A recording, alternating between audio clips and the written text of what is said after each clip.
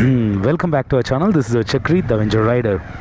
ఈరోజు Wednesday January 10th 6:30కి start చేశాను అనమాట. 175 దగ్గర ట్రిప్ స్టార్ట్ చేశాను.